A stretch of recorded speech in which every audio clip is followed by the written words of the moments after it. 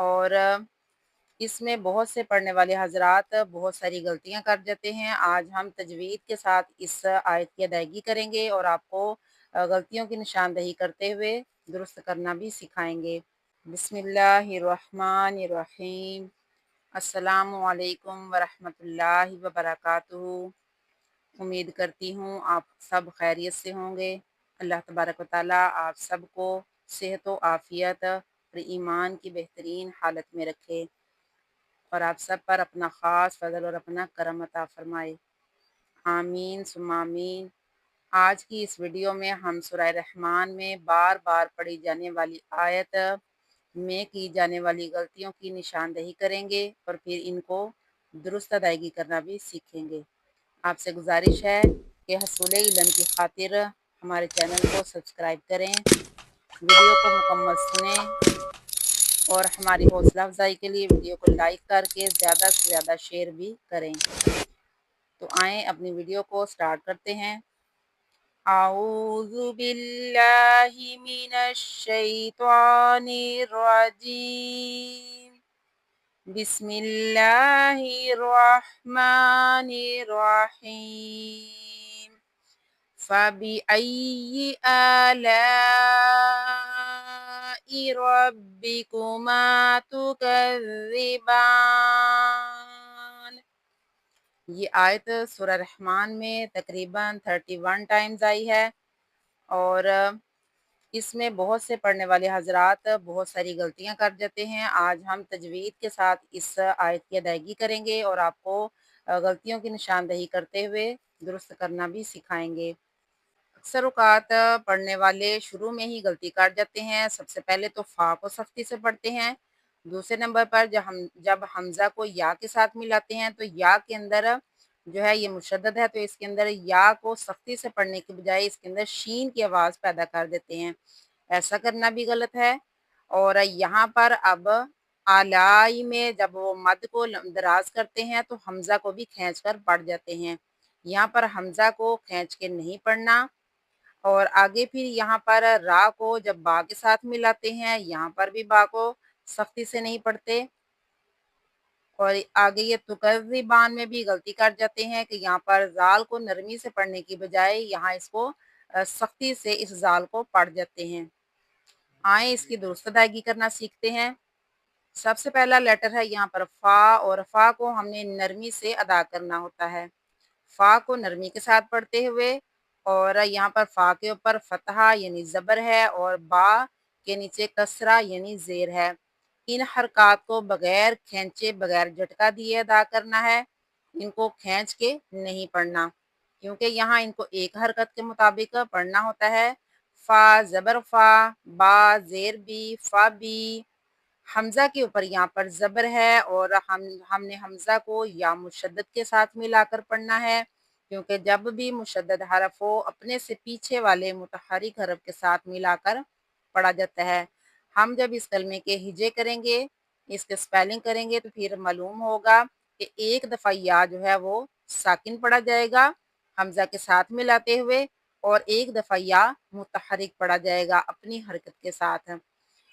हमज़ा या ज़बर अय्य, या ज़ेर ये, फ़ाबी अय्यी। और यहाँ पर या को मुशद्दद है सख्ती के साथ पढ़ते हुए, लेकिन या के अंदर शीन की आवाज़ पैदा नहीं करनी। फ़ाबी अश नहीं कर देना। फ़ाबी अय्यी, या को सख्ती के साथ अदा करते हुए। फ़ाबी अय्यी आलाई। सबसे पहला यहाँ पर लेटर है हमज़ा और हमज़ा के ऊपर खड़ा ज़बर है। खड़ा ज़बर को एक मद की मिकदार खींचकर दराज करके पढ़ना होता है। हमने इसको एक अलिफ की मिकदार दराज करते हुए पढ़ना है। और लाम के ऊपर यहाँ पर फतह यानी ज़बर है, लाम को बिल्कुल भी नहीं खींचना और ना ही इसके अंदर झटका पैदा करना है। आगे यहाँ पर मद हो रही है।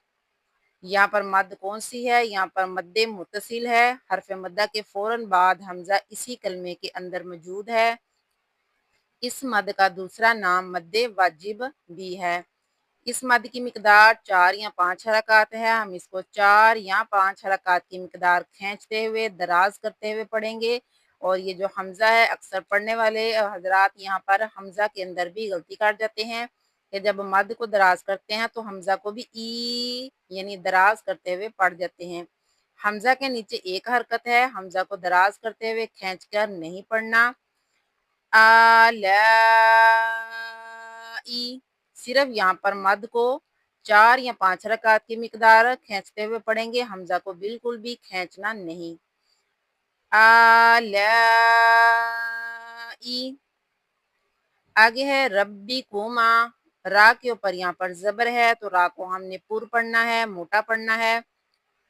را کو با مشدد کے ساتھ ملانا ہے، را با زبر رب، با زیر بی ربی، اور یہاں پر با مشدد ہے، با کو بھی سختی کے ساتھ ادا کریں گے، اور با جو ہے وہ حروف قلقلہ میں سے ہے اور با کے اوپر تشدید ہے تو جماؤں کے ساتھ اس با کی ادائیگی کرنی ہے۔ ربی، کاف یہاں پر باریک ہے اور کاف کو ہم نے پر نہیں پڑھنا، کاف کو باریک پڑھتے ہوئے، کاف کے اوپر یہاں پر ضمہ یعنی پیش ہے، اس کو بھی دراز کر کے کھینچتے ہوئے نہیں پڑھنا، جھٹکا بھی نہیں دینا۔ کاف پیش کو، ربی کو، میم الف زبر ما، یہاں میم کے اوپر فتح ہے اور آگے الف ساکن ہے تو یہاں پر الف مدہ ہو رہی ہے، مد کی مقدار اس کو کھینچتے ہوئے 2 حرکات کی مقدار کھینچیں گے، ربکما، آپ بھی میرے ساتھ ادائیگی کر لیں، فَبِأَيِّ آلَاءِ رَبِّكُمَا، اب ہے جی یہ تکذبان، تا باریک ہے، سمپل تا ہے، اس کو بھی ہم نے باریک پڑھنا ہے اور اس کے اوپر ضمہ یعنی پیش ہے، اس کو بھی بغیر جھٹکا دیے اور بغیر کھینچے اس تا کی ادائیگی کریں گے۔ کاف بھی باریک ہے، کاف کے اوپر زبر ہے، اس کو بھی نہیں کھینچنا، کاف کو زال مشدد کے ساتھ ملاتے ہوئے پڑھیں گے، اور یہاں پر اکثر پڑھتے ہوئے بہت سے حضرات غلطی کر جاتے ہیں کہ زال کو زا پڑھ جاتے ہیں، یہ والا جو زال ہے اس کو نرمی سے ادا کرنا ہوتا ہے، اس کے اندر سیٹی پیدا کرتے ہوئے سختی کے ساتھ اس زال کو نہیں پڑھنا۔ کاف کو زال مشدد کے ساتھ ملاتے ہوئے، کاف زال زبر قز، زال زیر دی تو قزی، با کے اوپر یہاں پر کھڑا زبر ہے تو با کو بھی مد کی مقدار کھینچتے ہوئے 1 الف کی مقدار یہاں اس کو کھینچ کے پڑھیں گے، نون کے نیچے یہاں پر زیر ہے اور آگے یہاں پر آیت مکمل ہو رہی ہے، یہ آج جو گول سا دائرہ ہمیں نظر آ رہا ہے یہ وقف تام کی علامت ہے، یہاں پر سٹاپ کریں گے، اوپر وقف کا ایک اور بھی سائن ہے جیم، اس کو وقف جائز کہتے ہیں، یہاں پر ہم وقف کر دیں گے تو یہ جو نون کے نیچے حرکت ہے اس کو حذف کرتے ہوئے نون کو ساکن پڑھیں گے، تکذبان، تکذبان نہیں کرنا، یہ غلط ادائیگی ہو جائے گی، نرمی کے ساتھ زال کو پڑھتے ہوئے، مشدد ہے تو تھوڑا سخت کر کے پڑھیں گے، تکذبان، ایک مرتبہ ہم اس آیت کی مکمل ادائیگی کرتے ہیں، آپ بھی میرے ساتھ پڑھیں، فَبِأَيِّ آلَاءِ رَبِّكُمَا تُكَذِّبَانِ، صدق اللہ العظیم۔ امید کرتی ہوں آپ کو مکمل سمجھ آ گئی ہوگی، ویڈیو اچھی لگی ہو تو اس کو لائک کر دیجیے گا اور حصول رضاء الہی کے لیے زیادہ سے زیادہ اس کو شیئر بھی کیجیے گا۔ اللہ تبارک و تعالیٰ آپ کے علم، عمر اور عمل میں برکتیں عطا فرمائے، جزاک اللہ خیرہ۔